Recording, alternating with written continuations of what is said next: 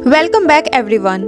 आज हम एक ऐसे राज का पर्दाफाश करने वाले हैं जो सिर्फ दुनिया का नहीं पूरे यूनिवर्स का सबसे बड़ा राजदार है, जुपिटर यानी कि गुरु ग्रह। जुपिटर के आसपास इतनी मिस्ट्रीज हैं कि जितना जाने उतना कम लगता है। तो चलिए आज के सफर पर चलते हैं जुपिटर के सीक्रेट्स जानने। जुपिटर सिर्फ एक प्लैनेट नहीं है, ये अपने आप में एक प्रॉपर सोलर सिस्टम है। जुपिटर का साइज इतना बड़ा है कि अगर आप सारे प्लैनेट्स को मिला भी दें तो भी जुपिटर इनसे 2.5 गुना ज्यादा भारी है। अब आप सोचिए, अगर जुपिटर एक बाउल है तो उसके अंदर 1300 पृथ्वियां समा सकती हैं, और उसका ग्रेविटेशनल पुल वो तो इतना पावरफुल है कि ये हमारे सोलर सिस्टम के एस्टेरॉइड्स और कॉमेट्स को कंट्रोल करता है। अगर जुपिटर नहीं होता तो शायद अर्थ पे लाइफ पॉसिबल ना होती, क्योंकि जितने बड़े बड़े एस्टेरॉइड्स हैं वो जुपिटर की ग्रेविटी की वजह से अर्थ तक पहुंच ही नहीं पाते। अब सवाल ये है कि जुपिटर के अंदर आखिर है क्या? वहाँ कोई जमीन है जैसे हमारी अर्थ पे है? जवाब है बिल्कुल नहीं। जुपिटर एक गैस जाइंट है, यानी ये मोस्टली हाइड्रोजन और हीलियम से बना हुआ है।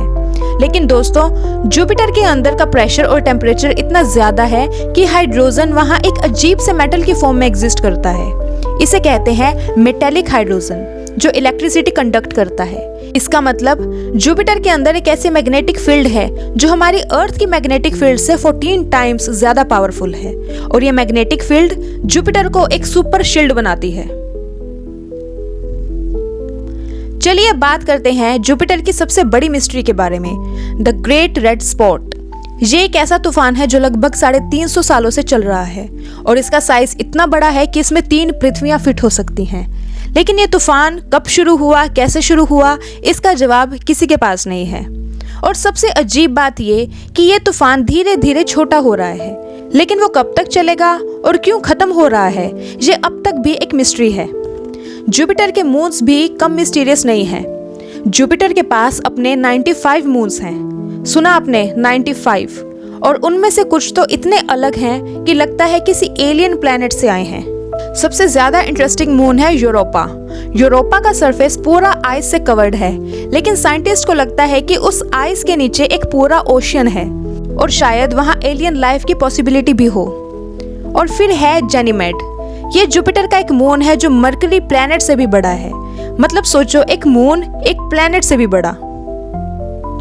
और एक और मून है जो सोलर सिस्टम का सबसे ज्यादा वोल्केनिक मून है। इस मून पर इतने ज्यादा वोल्केनोज हैं कि इसका सरफेस हर वक्त बदलता रहता है। अब सोचिए, जुपिटर का अर्थ से क्या कनेक्शन है?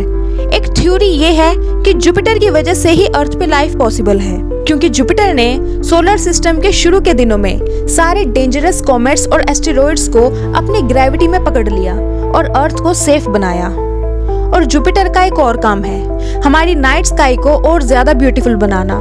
जब जुपिटर अपनी ब्राइटेस्ट पोजीशन पे होता है तो वो वीनस के बाद स्काई का सबसे ब्राइट ऑब्जेक्ट बन जाता है। अब सबसे बड़ा सवाल, क्या जुपिटर पे लाइफ पॉसिबल है?